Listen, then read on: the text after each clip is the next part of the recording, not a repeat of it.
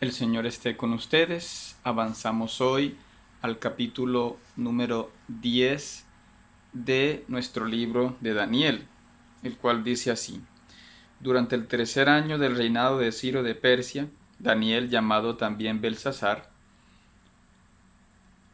tuvo una revelación verdadera, pero de significado muy difícil de entender. Sin embargo, Daniel puso toda su atención en ello y pudo comprender el sentido de la revelación. En aquellos días yo, Daniel, estuve muy triste durante 3 semanas. No comí alimentos exquisitos, ni probé carne ni vino, ni me puse ningún perfume hasta que pasaron esas 3 semanas. El día 24 del primer mes del año estaba yo a la orilla del gran río Tigris. De pronto me fijé y vi un hombre vestido con ropas de lino y un cinturón de oro puro. Su cuerpo brillaba como el topacio, su cara resplandecía como un relámpago, sus ojos eran como antorchas encendidas, sus brazos y sus pies brillaban como el bronce, su voz parecía la de una multitud. Solo yo pude ver la visión, pues los hombres que estaban conmigo no se dieron cuenta de nada, porque el miedo se apoderó de ellos y corrieron a esconderse. Yo estaba solo cuando tuve esta gran visión. Me puse completamente pálido y sentí que me faltaban las fuerzas. Cuando le oí hablar, caí desmayado y quedé tendido en el suelo. Enseguida una mano me agarró y me levantó hasta dejarme apoyado sobre mis manos y rodillas. Luego me dijo: Daniel, a quien Dios ama, escucha bien lo que te voy a decir. Levántate porque yo he sido enviado a ti. Tan pronto como terminó de decir estas palabras, yo tembloroso me puse de pie.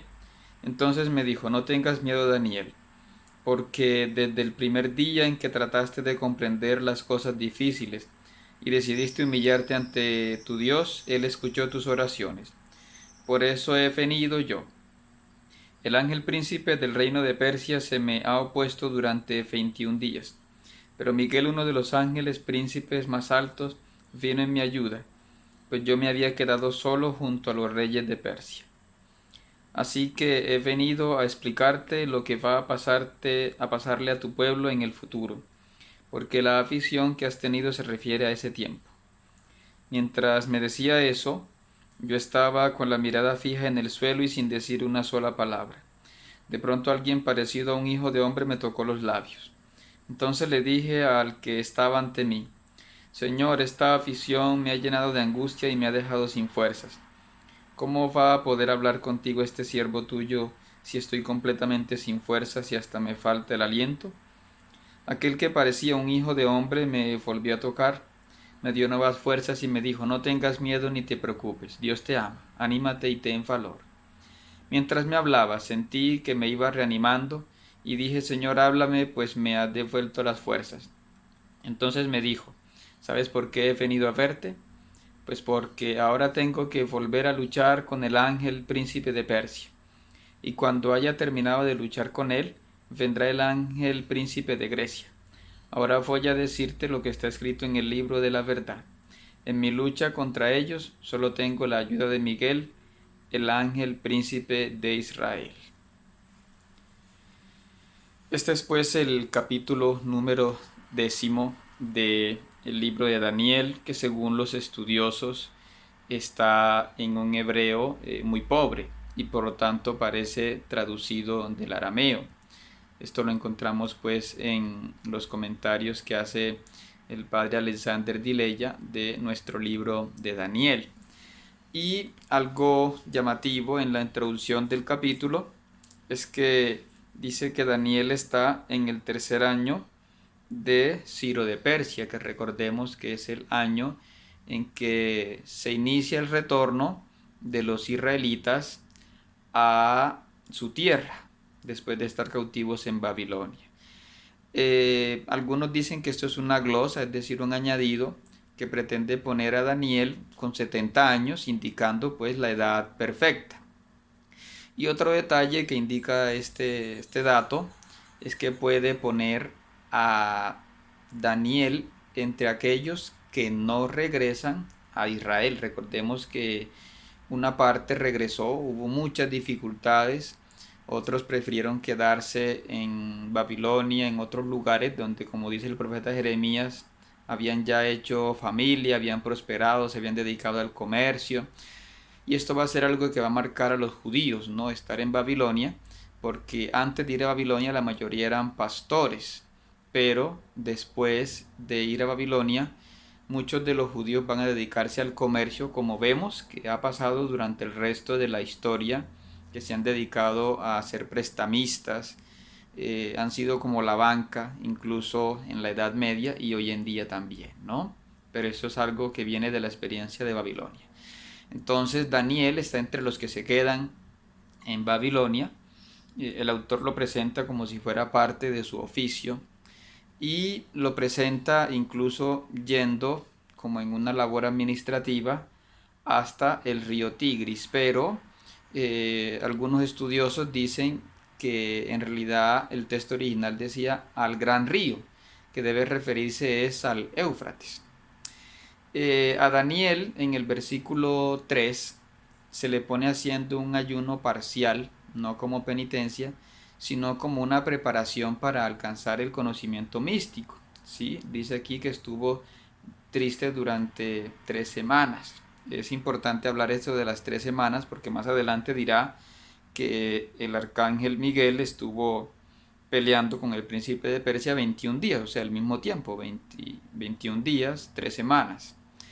Y lo pone además orando en el mes de Nisan, es decir, el primer mes del calendario judío donde se celebra el éxodo, la salida de Egipto, que tiene que ser un momento de alegría para los israelitas, pero que en este contexto de persecución Daniel también lo ve como un momento de tristeza, es decir, esperamos que haya una, por decirlo así, una segunda liberación, ¿no?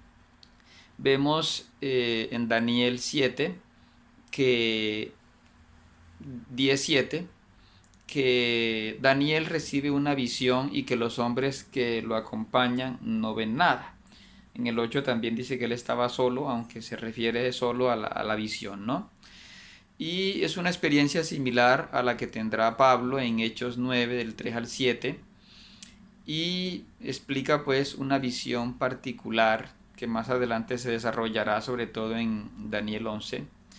Habla también de un ángel que es descrito con base en Ezequiel 1:9 y 11 y que a la vez sirve de inspiración a Apocalipsis 1:2 donde habla de un personaje vestido de lino. Vestirse de lino indicaba que era sacerdote, como se ve en Éxodo 28 y otros textos, ¿no? Pero que también lleva un cinto. Esto indica que este personaje era también un rey. Por lo tanto, aquí se está mostrando un ángel poderoso o quizá el mismo Hijo del Hombre. Algunos ven aquí una representación del mismo Jesús, ¿no? Obviamente antes de encarnarse, el mismo Cristo, el Hijo de Dios. Y se le dice 2 veces que no tenga miedo a Daniel porque es muy llamado por Dios, ¿no? Eso lo vemos en varios versículos que se repite, ¿sí? Y recordemos que está en un momento de persecución, ¿sí? Entonces, decir que somos amados, pues tiene que darnos mucha fortaleza, ¿no? Sobre todo en la fe nuestra. Habla aquí también otro texto llamativo, es que Miguel ha tenido que luchar contra el ángel de Persia. En el versículo 13 se dice eso, ¿no?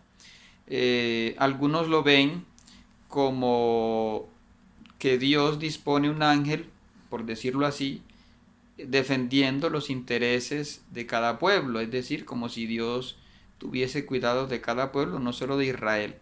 Pero otros ven, como dice aquí Luis Harman, como una lucha contra un adversario demoníaco, ¿no? Podemos ver aquí una crítica a esa religión de los persas donde estaba el mazdeísmo y aunque la religión persa, como vemos en el estudio de la antropología de los persas, era bastante parecida a la religión israelita, tenía unos principios éticos profundos. Poco a poco esta religión se fue llenando mucho de brujería, se fue contaminando mucho, de supersticiones, ¿no? Entonces están esas dos interpretaciones, cómo Dios cuida de los países o cómo quizá en esos países están actuando las fuerzas del mal. Hay una página en internet que se llama Proyecto Josué, que quiere pedir oración por cada pueblo de la humanidad e invitarnos a la misión, a no descuidar que el Evangelio llegue a esos lugares donde a veces por dificultades físicas o por los mismos gobiernos no puede llegar la evangelización. Entonces qué bueno también nosotros orar por esos lugares donde no ha podido llegar el Evangelio. Quizá también nos falta un poco más de esfuerzo a nosotros mismos, ¿no? Entonces Luis Harman se va más de parte de, de los que están viendo allí una figura demoníaca, ¿no? Como vemos que hay fuerzas espirituales que intervienen también en decisiones en las que vemos claramente que se va contra la ley de Dios. Y el padre Dileya nos recuerda por último que Daniel experimentó este temor ante la presencia divina, como pasó con los apóstoles en la transfiguración, ¿no? Se sintieron sobrecogidos. El mismo Pedro en varias ocasiones también dijo: apártate de mí, Señor, que soy pecador.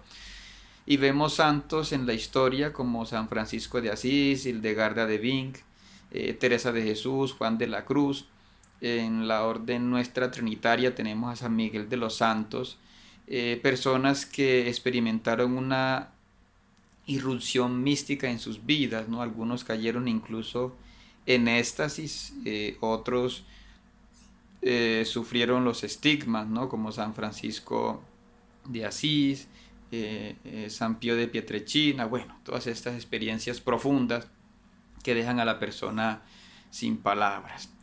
Y vemos aquí también otro número importante, aparte de los 21 días, que es la multiplicación de 3 por 7, vemos que por 3 veces el ángel le pide a Daniel no tener miedo, y por 3 veces también lo toca, ¿no? Entonces esta es una experiencia que profundamente desarrollará Jesús, de curar a las personas tocándolas en unas ocasiones y en otras ocasiones simplemente con su palabra, dándole a entender la presencia divina en sus vidas.